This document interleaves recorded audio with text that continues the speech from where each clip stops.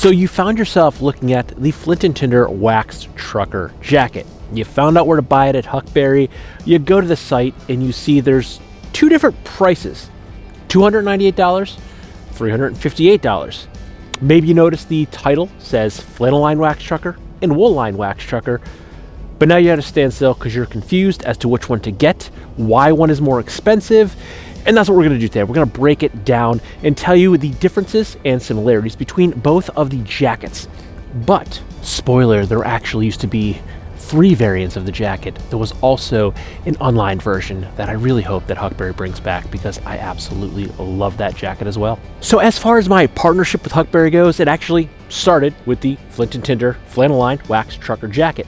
I purchased a charcoal version and I loved it, and then I ended up buying a secondary one, the field tan version, and this is the one that you may have, one of the reasons you may have stumbled upon the jacket because the TV show The Last of Us, this is the color that Pedro Pascal's character Joel wears, which is the field tan version of the jacket. But last year they did an update because this is an old one. This one has seen some wear and some use, and I will say personally my favorite color is the field tan. I ended up selling my original charcoal version, but because I love this jacket so much, it's literally one of my top 3 all-time favorite jackets. I got a charcoal one again. And one of the main reasons I did request this, I really do also like the charcoal color. One of the updates from last year is something that the wool line version used to have and the flannel line version did not, and that is the fact that they actually put flannel lining inside the pockets. This is the new version from last year. This jacket is probably 3 or 4 years old, and there is no lining in the pockets. So one of the differences between these jackets used to be the fact that the flannel line did not have any lining in the pockets. Now they do on the knuckle side, both of which have a wool or flannel lining on the knuckle side, meaning the front facing side. The palm side, the back side, is still just a waxed canvas. So you're going to have a little bit of that warmth, if you will, when you stick your paws in those pockets. So if you want to break down the main difference between the flannel line wax trucker and the wool line wax trucker, it's right there in the name. The flannel line version has a flannel lining throughout the body and the sleeves, where the wool lining has a wool liner throughout the body and it has a poly lining in the sleeves. Now both of these jackets do carry a heavy price tag, the flannel line at $298 USD and the wool version at $358 USD. But these are both American-made jackets. They're both cut and sewn in the USA, and the Martexan sailcloth that is used as the shell, and at least I believe the flannel in the flannel line version are all made in New Jersey. The next difference that we will see is in the actual lining of the sleeves. The flannel line version has flannel throughout the body and the sleeves, as I had already mentioned. The wool version has wool throughout the body, but a poly liner in the sleeve. Now, one of the comments I have seen in some of my past videos on either of these jackets is the fact that people do not like to pay a $350 price point and then have a poly lining in the sleeve because they feel that it is a cheap material. And I can assure you, it is not a cheap material. It is very durable, and it will certainly hold up to the test of time. The reason that they use a poly lining in the sleeve, not only in the Flint and Tinder wool line wax trucker, but in many, many jackets, is for the fact that it just makes it easier to put on. You can slide your arms through the poly lining much better, and then you don't have to do that little dance inside your jacket to adjust your sleeves. I will say I personally do prefer the flannel lining throughout the body and the sleeves, and wish that the wool jacket also did have wool lining throughout the body and the sleeves.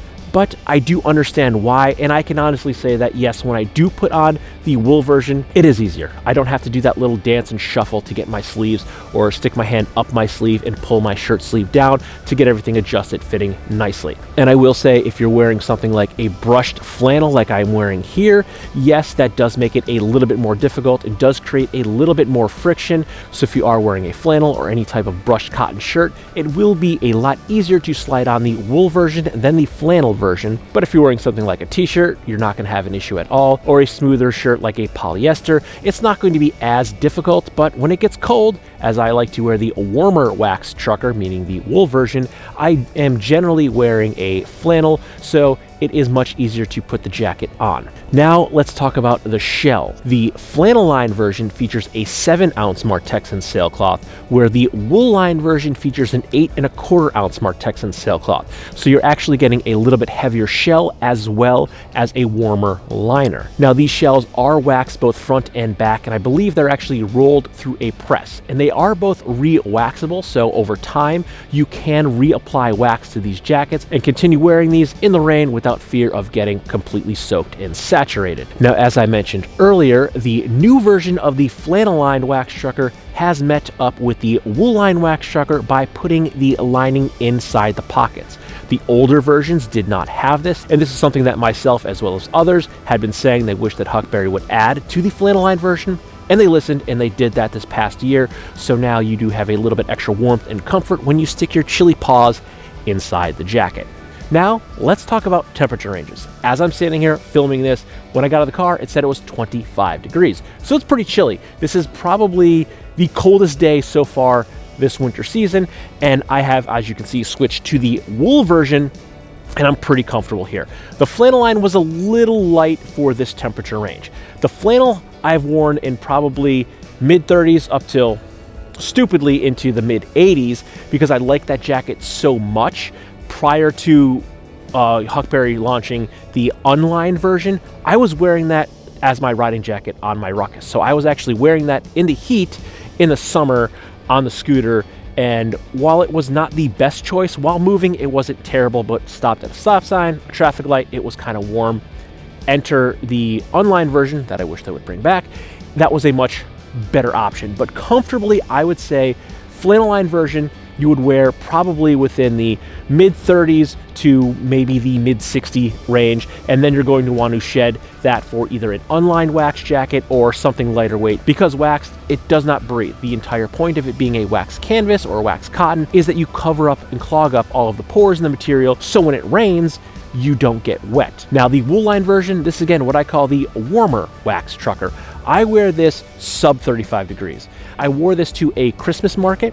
I combined the wool line wax trucker with a Relwyn Winzip vest and a pair of gloves and a skull cap, and me, my wife, and my daughter spent several hours outside at a Christmas display, Christmas market, walking around. It was 99.9% outside. There was one display where you could go inside and get a picture with Santa, but we had walked in, realized what it was. We had already gotten a picture with Santa earlier that day, so we walked right back out. Was I a little bit chilly later on at night? Yeah, I think I was. It was down into the teens, but with the jacket, the vest, some gloves, and after I got a hot chocolate in me, I was actually quite comfortable and fine. I could wear that for at least 3 hours we were outside, and I was completely fine. It wasn't like we were walking around at a rapid speed. It was very clogged up and congested, so we were kind of snaking through this pathway to see all the displays. And, you know, we were moving, so I was generating some body heat, but we weren't moving at a speed where I was generating a ton of body heat, and I was completely fine. I didn't feel like I was gonna freeze to death. So the warmer wax trucker, I would say probably 35 down to maybe around the 15 degree point, as long as you're wearing a mid layer. Again, I did have a mid layer on underneath this, and I was totally fine. And I might even have had fingerless gloves on. I probably had fingerless gloves on because I was probably taking pictures of my daughter, and I can't use a phone with finger gloves. Even touch gloves don't seem to actually ever work with the cell phone. So I was probably wearing, if not these exact gloves, another pair of these same style wool military gloves. Now, one other thing I would suggest when wearing each of these jackets is pairing them with a proper piece of headwear. With the Flint and Tinder Flannel line wax trucker, I am wearing the Huckberry Japanese ribbed beanie that is 83% acrylic, 14% wool, 2% nylon, and 1% spandex. Being that this is the lighter weight version of the two, I am opting to wear the lighter weight skull cap with it, because for me personally, I do run a bit hot, and if I am wearing a heavier wool skull cap,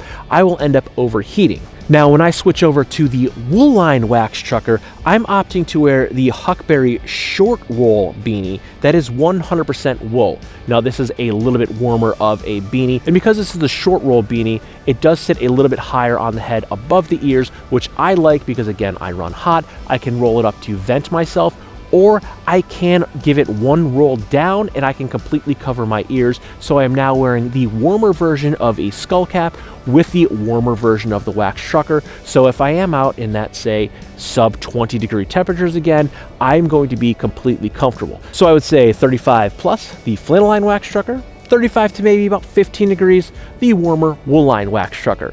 Now, depending upon your personal body chemistry, mine I like to pair with a mid layer like a Relwyn Winzip vest or any kind of puffer vest and a wool skull cap.